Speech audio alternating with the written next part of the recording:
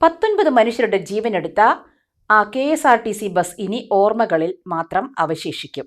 തമിഴ്നാട്ടിലെ അവിനാശി ദുരന്തത്തിൽ തകർന്ന KSRTC വോൾവോ ബസ് തൃത്താലയിൽ എത്തിച്ച് പൊളിച്ചു തുടങ്ങി.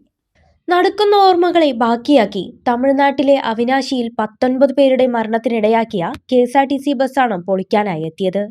48 യാത്രക്കാരുമായി ബാംഗ്ലൂരുവിൽ നിന്നും കൊച്ചിയിലേക്ക് വരികയായിരുന്നു KSRTCയുടെ RS 784 number Bengaluru Ernakulam Volvo bus. എതിരെ വന്ന കണ്ടെയ്നർ ലോറി നിയന്ത്രണം വിട്ട് ഡിവൈഡർ മറികടന്ന് KSRTC ബസ്സിലേക്ക് ഇടിച്ചു കയറുകയായിരുന്നു. ബസിന്റെ വലതുഭാഗത്തിരുന്ന ഡ്രൈവറും കണ്ടക്ടറും ഉൾപ്പെടെ 19 പേരാണ് അപകടത്തിൽ മരിച്ചത്. ഒറ്റപ്പാലം തിരുവേഗപ്പുറ സ്വദേശികളും അപകടത്തിൽ മരിച്ചു.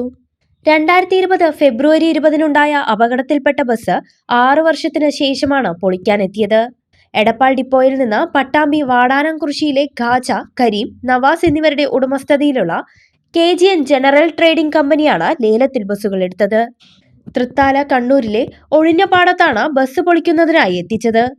ഉപയോഗം ഇല്ലാത്ത വേറെയും KSRTC ബസ്സുകൾ പൊളിക്കുന്നതിനായി ഇവിടെ കൊണ്ടുവന്നിട്ടുണ്ട്. നിളാതീരത്തെ ഒഴിഞ്ഞ പാടത്ത് ബസ് പൊളിക്കുന്ന ജോലികൾ പുരോഗമിക്കുമ്പോൾ അവിടം സന്ദർശിക്കുന്ന ഏതൊരാളുടെയും കണ്ണു നനയിക്കുന്ന കാഴ്ചയാണ് ഉള്ളിൽ ബാക്കിയാവുന്നത്. തങ്ങളുടെ പ്രിയപ്പെട്ടവരിലേക്ക് വേഗമെത്താൻ വെമ്പൽ കൊണ്ട് യാത്രക്കാർ ഇരുന്നിരുന്ന ഓരോ സീറ്റുകളും പൊട്ടിച്ചിതറിയ ചില്ലുകളും ഇന്നും ആ ദുരന്ത നിമിഷത്തിന്റെ സാക്ഷ്യപത്രങ്ങളായി അവിടെയുണ്ട്.